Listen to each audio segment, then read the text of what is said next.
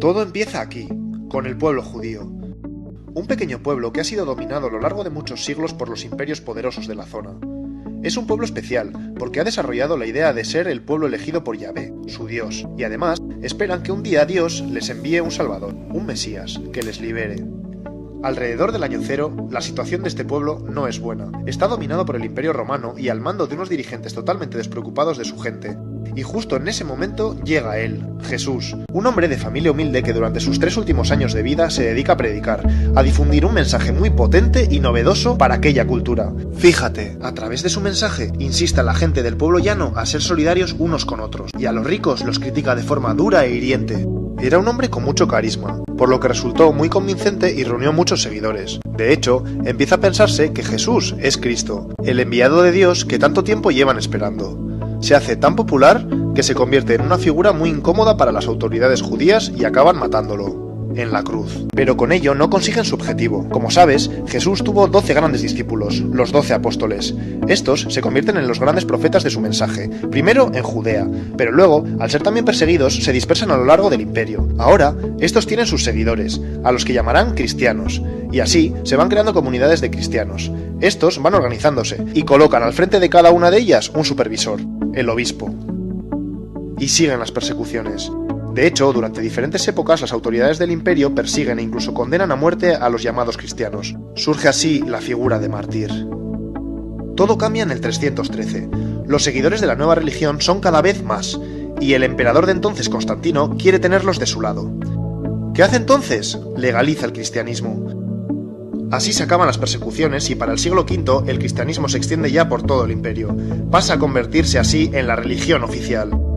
Y se seguirá expandiendo hacia el norte poco a poco. Y de aquí en adelante, cuanto más grande es la ciudad que dirige, mayor es la reputación del obispo. Y cuando el imperio se parte en dos, los obispos más importantes son el de Constantinopla en esta parte de aquí y el de Roma en esta parte de aquí. A este pronto empezará a llamársele Papa. A partir de ahora, las cosas se ponen feas. Atento, por un lado, con la conversión a lo bestia de la población al cristianismo, se pierde en gran parte el mensaje revolucionario de Jesús. A esto se le suma que el imperio cae, los bárbaros lo han dejado todo medio en ruinas, y por tanto mucha de la organización eclesiástica se va al garete. Así que ahora el cristianismo ha perdido contenido y ha perdido estructura. Y fíjate, porque en la ciudad de Roma, ahora que no hay emperador, el Papa se convierte en la máxima autoridad, en la figura más poderosa. Atento, porque en esta otra zona están pasando cosas importantes. En el siglo VII surge una nueva religión en Arabia, el Islam.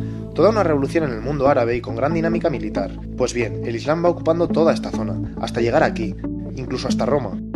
Y así, se enciende la tensión entre cristianos y musulmanes, que en lugar de ver las similitudes de sus religiones, se enfrentan por intereses políticos y militares. Luego te sigo contando. Volvamos a hablar del Papa, que ya verás qué lío. Como te he dicho, ahora, el Papa es la máxima autoridad de Roma. Pues bien, de aquí en adelante, va involucrándose en los enredos, alianzas y luchas de poder característicos de cualquier persona interesada en dominar. Y durante los siguientes siglos, seguirán peleando por mantener su poder y ejercer autoridad sobre todo. Hacen vida de reyes, y la corrupción y la avaricia se convierten en algo común entre la mayoría de los papas sucesivos. Increíble, ¿verdad? Poco se parece todo eso al mensaje que quería transmitir Jesús, ¿no? Siglo XI. El cristianismo se ha ido reestructurando y se extiende más o menos así. ¿Te acuerdas de Roma y Constantinopla? Pues entre tanta decadencia se genera entre ambos obispos grandes tensiones, y en 1054 se produce una ruptura, el gran cisma entre las dos iglesias. A partir de ahora se divide la iglesia romana aquí y la iglesia ortodoxa aquí.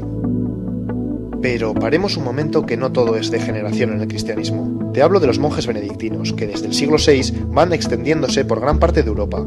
Estos, siguiendo la esencia de la palabra de Jesús, se organizan en monasterios y ayudan a la gente de los pueblos próximos a reorganizarse y a mejorar la calidad de sus vidas, que por entonces era miserable. Esto es otra cosa, ¿no? Y ya verás, a lo largo de la historia van a existir dos mundos dentro del cristianismo. La iglesia de base, más humana y sensibilizada con las necesidades sociales del mundo, y la de la jerarquía, centrada mucho más en mantener su estatus. Volvemos a la tensión entre cristianismo e islam. Lo de ahora te suena seguro. Por un lado, en la península ibérica se produce la Reconquista, de 722 a 1492. Los ejércitos cristianos van ganándole terreno a los musulmanes hasta recuperar todo esto. Por otro lado, A principios del siglo XI empiezan las famosas cruzadas. Los papas, en lugar de buscar un acercamiento con Islam, entre este año y este año, arman ejércitos compuestos por soldados europeos, que en nombre de Dios y el cristianismo acuden a los santos lugares, a los sitios donde surgió todo, para liberarlos. Aunque te cuento una cosa, el objetivo de fondo era poder tener control sobre el Mediterráneo, que como sabes tiene un gran interés comercial. Bueno, pues a partir de estos 2 episodios se intensifica el conflicto Islam-cristianismo y se mantiene durante siglos. Paralelamente está ocurriendo otro episodio oscuro. En 1184 surge la Inquisición, que fue especialmente importante en toda esta zona. Te explico. A lo largo de más o menos 6 siglos, todo aquel que cuestiona la doctrina oficial cristiana se le considera hereje, y ser hereje es ser enemigo de la Iglesia, así que la Inquisición lo persigue, lo castiga, tortura e incluso mata. ¿Te acuerdas de los mártires de la época del Imperio Romano? Ya ves que para esta época se le ha dado la vuelta a la tortilla. Pero no todos son sombras en la Iglesia.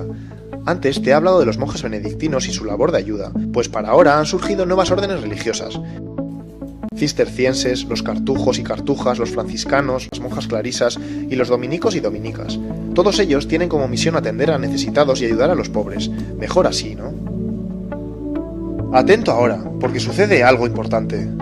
En el siglo XVI aparece en escena Martín Lutero, un monje alemán que se queda escandalizado cuando va a Roma y se encuentra con todo el desastre que te he contado de la jerarquía eclesiástica, así que emprende lo que se conoce como la Reforma Protestante. Busca la reforma, el cambio radical de la estructura de la Iglesia.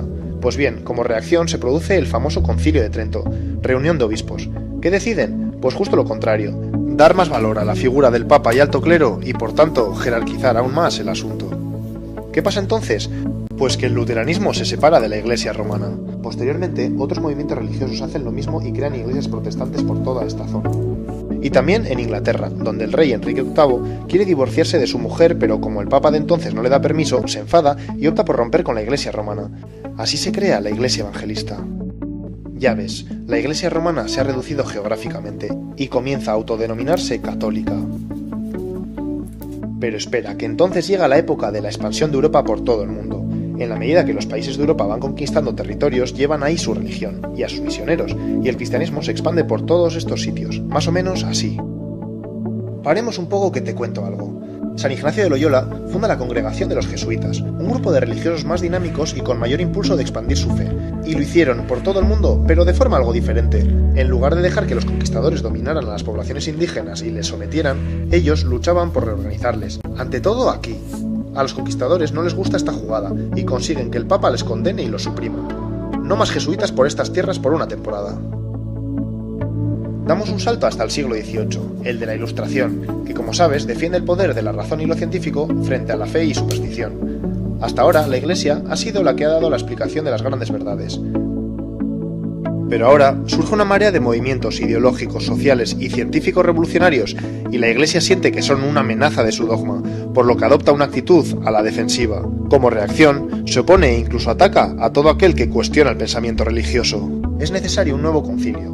Vaticano I en el siglo XIX. Reunión de obispos otra vez. Decisión, se afianzan aún más en la postura de que la religión es la fuente de las máximas verdades.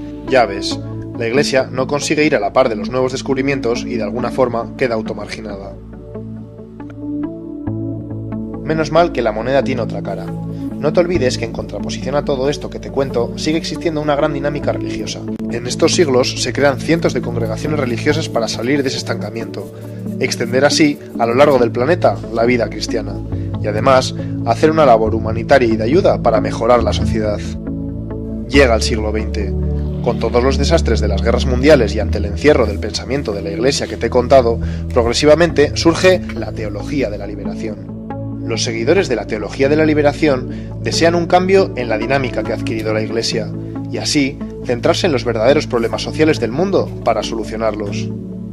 La teología de la liberación adquiere tanta fuerza que provoca un nuevo concilio, el del Vaticano II. En el concilio se decide apostar por este cambio, ya era hora.